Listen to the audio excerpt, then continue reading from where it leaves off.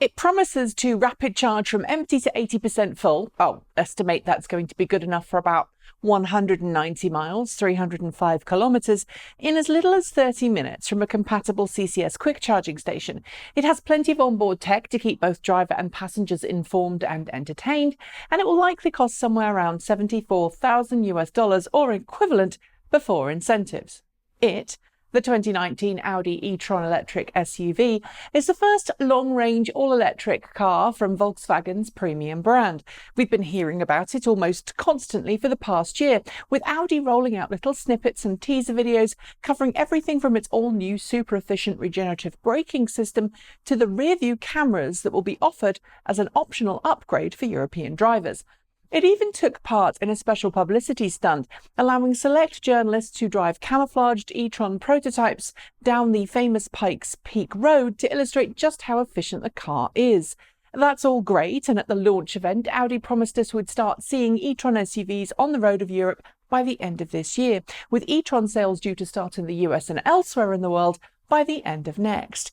But now it turns out that a claimed regulatory issue with the e-Tron will push those dates back by a minimum of 4 weeks. And with batteries in short supply, it's also looking like Audi, and maybe its customers, will see a price rise in the not-too-distant future.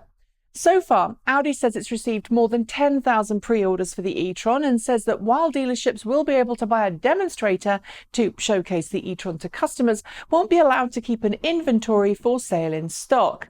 Instead, customers will have to order their cars online and have them delivered, just like Tesla does with its Model S, Model X and Model 3.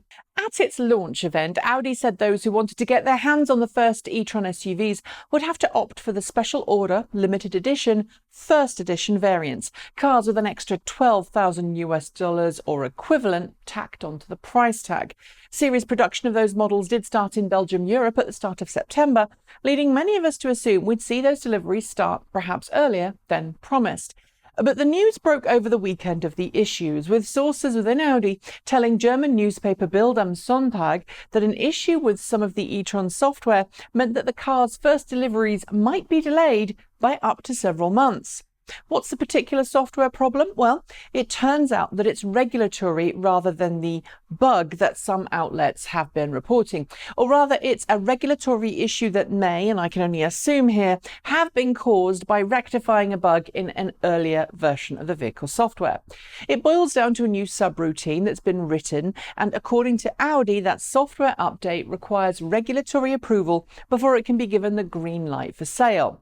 It's not clear if that's because the software acts as a specific vulnerable system on the car, which would require additional security and fail-safe certification, or if it's to do with the charging system, which again can be something of a regulatory minefield.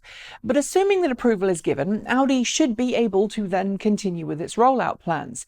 Why not fix it after launch? Well, that may be because it's not possible. Releasing the car without the update may also fail regulations or perhaps make the car function incorrectly. So a pre-launch fix is a smart move, given that Audi was complicit in the Dieselgate scandal, where illegal software running inside the engine management computer of certain diesel-engined cars allowed those cars to detect when the vehicle was being driven on a rolling road and thus ensure its emissions were within limits during testing but not at other times. It makes sense that Audi is being cautious on this particular rollout. And if Audi is serious about entering the plug-in market and claiming a market share of the same, and its parent company Volkswagen certainly seems eager to do just that, it's imperative that the e-Tron launches as smoothly and as quickly as possible. As for the battery price report, while neither company have confirmed this rumour, we know for a fact that several of LG Chem's customers have talked about battery shortages for their electric cars.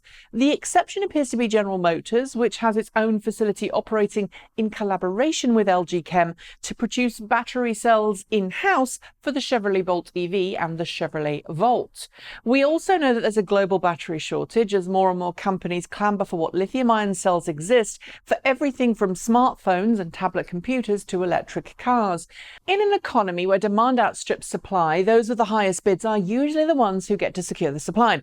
And if Audi is being asked to pay extra by LG Chem, it has a few choices. It can pay up and then either absorb the higher cost or pass it on to its customers. It can negotiate to pay what it's currently paying and risk having a smaller supply of cells, which in turn would mean a trickle in vehicle production, or it could look elsewhere for cells. Given that Volkswagen is looking to start building its own electric car battery packs, it's possible the problem will be solved for Audi in the longer term. But for the short term, it's not looking great. That's it. Don't forget to give us your thumbs up or thumbs down, leave a comment, and as always, don't forget to subscribe and hit that notification bell. Don't forget too that you can still buy our Halloween special t-shirt by following the link below for one more week. As always, thanks to our Patreon supporters, without which we'd not be able to produce daily content for you all to enjoy. You can join them for yourself at patreon.com/Transport Evolved. Thanks for watching, and as always, keep evolving.